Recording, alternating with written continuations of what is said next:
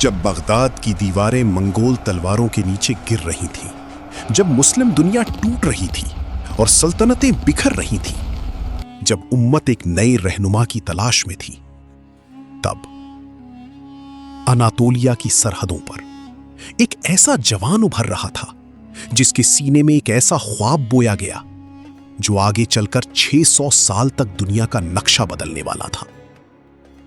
اس کا نام تھا عثمان غازی۔ 1258 عباسی خلافت کا دل بغداد راکھ میں بدل چکا تھا۔ منگول طوفان نے صرف شہر نہیں گرائے تھے، اس نے صدیوں پرانی اسلامی طاقت کی کمر توڑ دی تھی۔ سلجوق سلطنت کمزور پڑ رہی تھی، بیزانتی سرحدیں اب بھی خطرہ بنی ہوئی تھیں، اور اناطولیہ دنیا کی سب سے خطرناک سرحد بن چکا تھا۔ یہیں قائی قبیلہ اپنے وجود کی لڑائی لڑ رہا تھا۔ ان کے سردار ارطغرل غازی نے اپنے لوگوں کو صرف زندہ نہیں رکھا، بلکہ انہیں ایک ایسے مقام پر لا کھڑا کیا جہاں سے تاریخ بدل سکتی تھی۔ لیکن اصلی امتحان ابھی باقی تھا، کیونکہ ارطغرل کے بعد اب ایک نئی قیادت کو جنم لینا تھا۔ عثمان، ارطغرل کا بیٹا، لیکن صرف وراثت کا وارث نہیں، بلکہ ایک نئے دور کا نرماتا بننے والا تھا۔ بچپن سے ہی گھڑ سواری، تلوار، شکار، سیاست اور سرحدی زندگی نے اسے دوسروں سے الگ بنا دیا تھا۔ جہاں کئی لوگ صرف جینا سیکھتے ہیں، عثمان نے حکومت کرنا سیکھا۔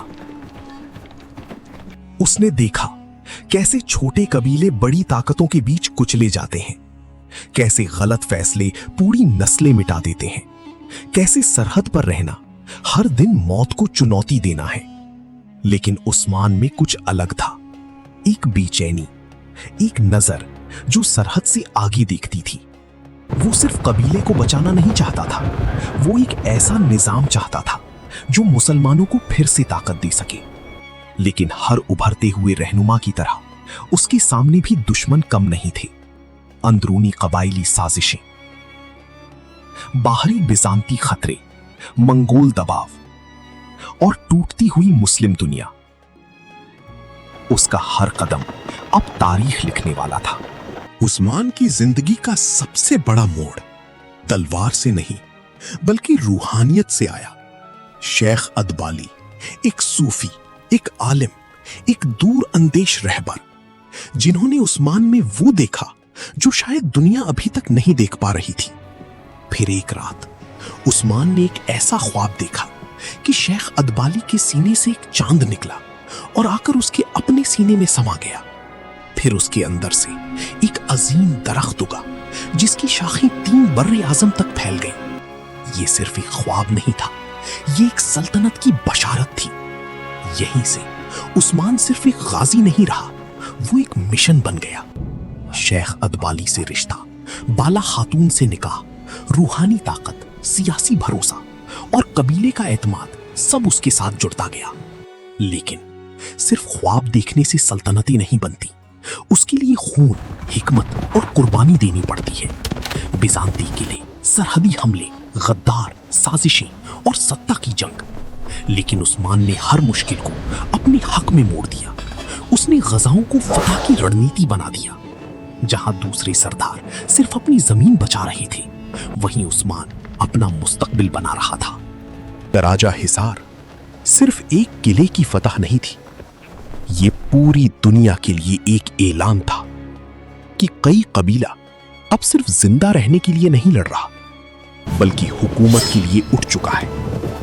پہلی بار خطبہ عثمان کے نام سے پڑھا گیا اور یہیں سے ایک قبیلہ ریاست میں بدلنے لگا۔ لیکن اصلی امتحان ابھی باقی تھا۔ 1302 بیٹل آف بافیوس، بیزانتی طاقت کو کھلی چنوتی اور عثمان کی نرنایک جیت۔ اب دنیا سمجھ چکی تھی یہ کوئی معمولی سرحدی سردار نہیں بلکہ ایک ابھرتی ہوئی سلطنتی طاقت ہے۔ उस्मान ने सिर्फ जंग नहीं जीती, उसने एक पूरा निजाम बनाया। इंसाफ, इदारा, इस्लामी पहचान और एक ऐसी बुनियाद जिस पर सदियों तक सल्तनत खड़ी रहनी थी। अब उस्मान सिर्फ सरहदों का गाजी नहीं रहा था, वो एक सल्तनत का बानी बन चुका था। उसकी नजर अब बुरसा पर थी, एक ऐसा शहर जो आने वाली सल्तनत का दिल बनने वाला था। हालांकि उस्मान अपनी जिंदगी में उसकी मुकम्मल फतह नहीं देख सका, लेकिन उसके बेटे उरहान ने उस ख्वाब को हकीकत में बदल दिया।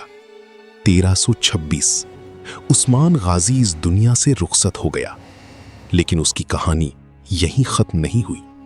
असल में यहीं से उसकी असली सल्तनत शुरू हुई। उसके बाद उसके वारिसों ने उस छोटे से कबीले को दुनिया की सबसे बड़ी सल्तनतों में बदल दिया, उस्मानी सल्तनत।